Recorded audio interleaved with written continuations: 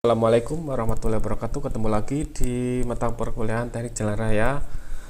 Oke, hari ini kita bertepatan dengan Hari Sumpah Pemuda tanggal 28 Oktober 2020. Maka sebelum saya memulai materi perkuliahan hari ini, saya ingin mengucapkan dan saya ingin memberikan semangat buat kalian sebagai seorang pemuda, sebagai seorang mahasiswa, tetap terus berkarya, tetap rajin perkuliahan walaupun kita masih online, kemudian tetap semangat, semoga hasil atau semoga kalian lulus tepat pada waktunya, gitu ya.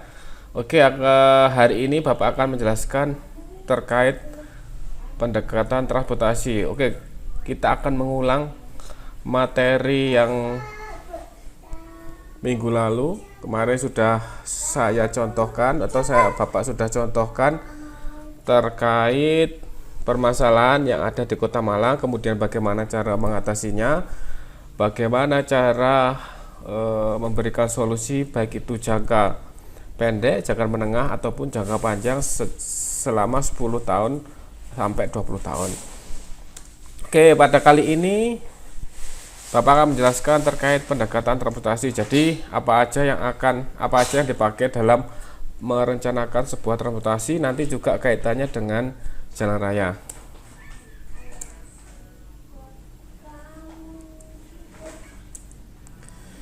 Oke, secara umum di sini ada ciri permasalahan transportasi. Kalau kita sudah bahas kemarin, ini beberapa kesimpulan atau beberapa garis besar atau ciri permasalahan transportasi. Yang pertama adalah meningkatnya mobilitas atau pergerakan karena pertumbuhan ekonomi.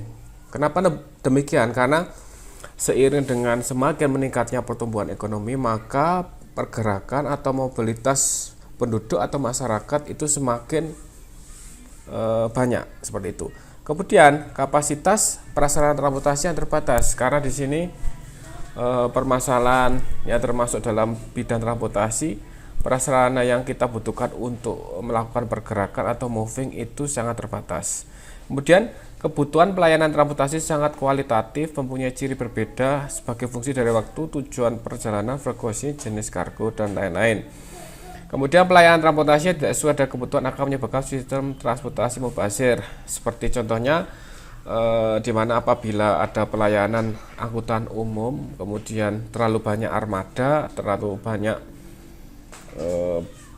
angkutannya, sehingga permintaan atau masyarakat sedikit, maka angkutan kota tersebut akan mubazir. Itu contohnya. Kemudian selanjutnya, kebutuhan akan pergerakan bersifat sebagai kebutuhan turunan. Kemudian masalah yang lain adalah untuk menunjang pergerakan dibutuhkan moda transportasi. Moda transportasi membutuhkan prasarana transportasinya. Di sini moda atau fisik dari transportasi itu memerlukan jalan yang memadai atau prasarana jalan yang memadai. Kemudian prasarana transportasi berperan sebagai alat bantu pembangunan kota atau daerah dan menunjang pergerakan manusia dan atau barang. Nah, di sini beberapa ciri permasalahan transportasi juga yang minggu kemarin sudah saya jelaskan terkait permasalahan yang terjadi di Kota Malang itu sendiri. Kemudian ciri dasar perencanaan transportasi. Nah, di sini ada beberapa ciri perencanaan transportasi yang ditandai. Yang pertama adalah adanya multimoda, adanya multidisiplin, multisektoral, dan multi masalah. Jadi kalau kita berbicara transportasi, pasti di situ terjadi banyak permasalahan. Nah, di sini saya mengambil jadi pendekatan sistem untuk perencanaan transportasi. Di sini menurut buku yang saya pakai atau yang Bapak pakai dari Tahmin, pendekatan sistem adalah pendekatan umum untuk suatu perencanaan atau teknik dengan menganalisis semua faktor yang berhubungan dengan permasalahan yang ada. Jadi di sini kita melihat suatu permasalahan, kemudian kita menganalisis faktor-faktor apa yang menyebabkan permasalahan itu tersebut. Kemudian, kalau pengertian sistem sendiri adalah gabungan beberapa komponen atau objek yang saling berkaitan. Dalam sebuah sistem, perubahan pada suatu komponen dapat menyebabkan perubahan pada komponen lain. Jadi, sistem secara garis umum itu merupakan satu kesatuan. Jadi apabila satu hal atau satu item itu tidak ada, maka sistem tersebut tidak bisa berjalan. Nah, ini contohnya yang terjadi juga pada sistem transportasi makro. Jadi 4 sistem ini apabila salah satu sistem tidak berjalan, maka kegiatan sistem transportasi tersebut tidak bisa berjalan secara maksimal. Di sini sistem transportasi makro secara komprehensif atau secara umum dibagi ada 4, ada sistem kegiatan, ada sistem jaringan, ada sistem pergerakan, dan yang menaungi sistem kegiatan, sistem jaringan, dan sistem pergerakan ada sistem kelembagaan. Nah, ini juga saya ambil dari bukunya Tamin. Kemudian apa pengertian masing-masing dari keempat sistem ini? Oke, akan saya jelaskan satu persatu. Nah, di sini saya gambarkan pendekatan sistem. Jadi sebelum kalian merencanakan suatu transportasi, nanti utamanya kalian merencanakan suatu jalan, maka perlu adanya sistem. Kalian harus tahu keempat sistem. Ini ada arah panah yang saling berkaitan satu dengan lain. Kemudian ada sistem kelembagaan sini yang saling mensupport ketiga sistem di atas. Nah, sistem kelembagaan itu ada sistem kegiatan itu yang bertanggung jawab, ada Bappenas, Bapeda tingkat 1 maupun tingkat 2, ada Bangda, ada pemerintah daerah atau Pemda. Kemudian sistem jaringan yang bertanggung jawab ada Dishub atau Departemen Perhubungan dan Bina Marga. Kemudian sistem pergerakan DLAJ, lalu lintas, ada Organda, ada Polantas dan masyarakat. Kemudian kebijakan perencanaan transportasi, ada sistem kegiatan. Jadi di dalam sistem kegiatan itu bagaimana kita menyusun TGL atau tata guna lahan sebaik mungkin sehingga mengurangi kebutuhan perjalanan. Jadi di situ ketika kalian melihat sebuah kegiatan akan dipengaruhi oleh tata guna lahan di sekitarnya. Kemudian sistem jaringan meningkatkan kapasitas pelayanan prasarana. Jadi dengan diharapkan dengan ada sistem jaringan yang baik akan meningkatkan kapasitas pelayanan prasarana tersebut. Kemudian adanya sistem pergerakan atau mobilitas. Bagaimana mengatur manajemen lalu lintas, peningkatan kualitas sarana pembangunan jalan. Nah, di sini pemodelan perencanaan transportasi ada 4 tahap. Jadi yang saya bahas yang berwarna merah yaitu pemodelan perencanaan transportasi melalui 4 tahap. Apa aja Pak tahapnya? Yang pertama, nah di sini ada 4 tahap. Yang pertama ada bangkitan dan tarangan pergerakan, trip generation, kemudian distribusi pergerakan lalu lintas atau trip distribution, pemilihan moda atau modal choice atau modal split, yang terakhir yaitu model pemilihan jenis kendaraan atau modal split. Nah, di sini 4 tahap perencanaan transportasi yang harus kalian ketahui. Kemudian pengertian apa masing-masing? Yang pertama,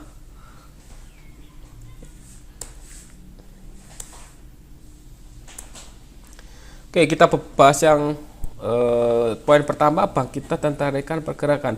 Pergerakan yang berasal dari suatu zona atau tata guna lahan dan jumlah pergerakan yang tarik ke zona atau tata guna lahan. Jadi di sini ada bangkitan dan tarikan pergerakan. Misalnya di suatu perumahan, suatu daerah tata guna lahannya adalah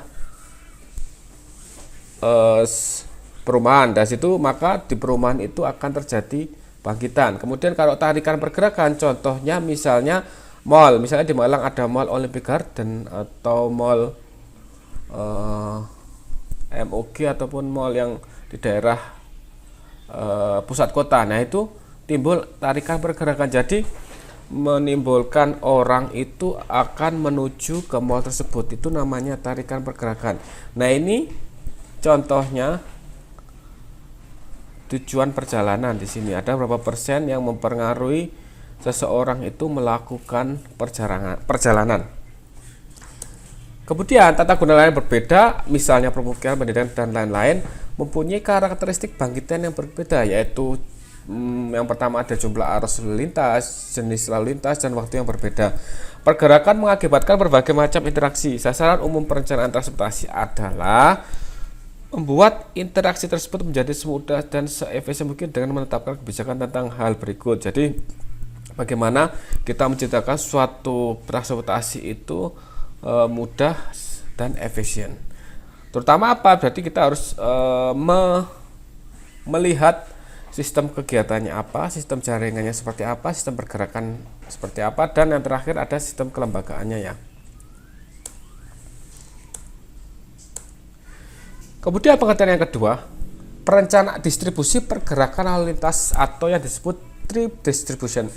Perencanaan tata ruang harus direncanakan secara hati-hati. Jika sudah ada perda tentang ruang, perlu tersebut harus dilaksanakan secara konsekuen. Jadi ketika kalian akan merencanakan suatu transportasi, kita harus melihat kebutuhannya apa, tata guna lahannya seperti apa, dan kita harus tetap mengacu kepada rencana tata ruang wilayah. Misalnya di Kota Malang, ketika akan merencanakan suatu pembangunan atau misalnya suatu perencanaan transportasi, maka kalian harus melihat RT RW-nya di kota atau kabupaten daerah tersebut.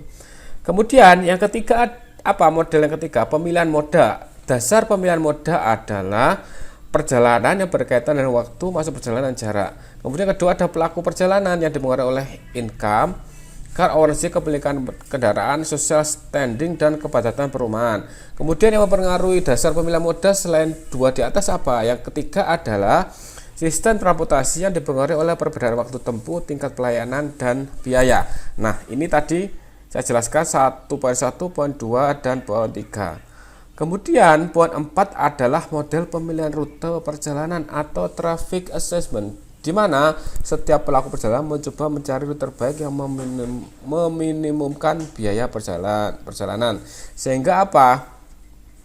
Rute yang paling cepat, kemudian paling cepat sampai, biayanya paling mudah, itu yang dipilih.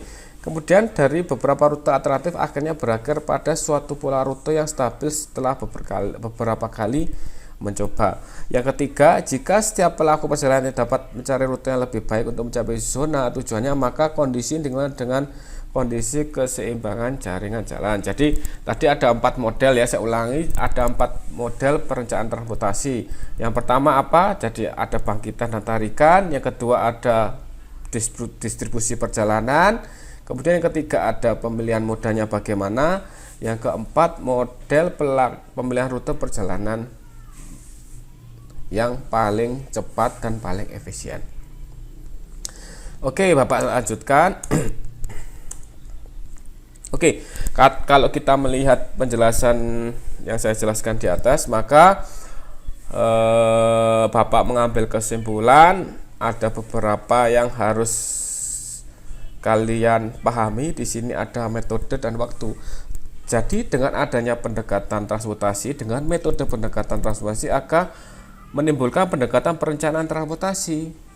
Nah, pendekatan transportasi itu kita melihat permasalahan transportasi di perkotaan. Kemarin juga sudah minggu lalu saya jelaskan ada permasalahan-permasalahan perkotaan, permasalahan-permasalahan lalu lintas yang harus diatasi dan harus diselesaikan. Kemudian bagaimana cara menyelesaikan? Itu kan ada prioritas utama. Ada jangka pendek, jangka menengah, dan jangka panjang. Dengan kita melihat bagaimana memperbaiki permasalahan atau memberikan solusi alternatif berdasarkan permasalahan ada, bisa melihat dari sistem kegiatannya, sistem jaringan jalan, sistem pergerakan, dan kelembagaannya. Jadi harus melihat, misalnya kemarin saya contohnya adalah ketika ada permasalahan di persimpangan, misalnya banyak tundaan sehingga kemacetan. Kita lihat apa yang menyebabkan kemacetan, misalnya dari sistem pergerakan atau dari sistem kegiatan. Nah, dilihat di situ tata guna lahannya, ternyata di samping kanan kiri atau di sekitar simpang tersebut adalah daerah permukiman. Nah, maka yang menyebabkan kemacetan adalah bangkitan dari permukiman itu yang menuju ke jaringan jalan, sehingga apa? Kapasitas jalan menurun, menimbulkan tundaan di sepanjang atau di kaki simpang. Nah, itu kita harus melihat dari keempat sistem ini. Kemudian kebijakannya apa? Ketika kaki simpang itu bisa dilebarkan sehingga kapasitasnya semakin luas. Nah, misalnya gini, elemen transportasi, misalnya kebijakannya menambah ruas jalan raya dan membangun sistem jaringan bus. Nah, ini kalau dirasa solusi yang diberikan itu memberikan bisa dilaksanakan. Kemudian bagaimana kalau tidak bisa dilaksanakan? Ya nanti ada rekayasa transportasi, ada manajemen transportasi berdasarkan permasalahan yang ada atau permasalahan yang terjadi pada kondisi existing. Nah, seperti itu.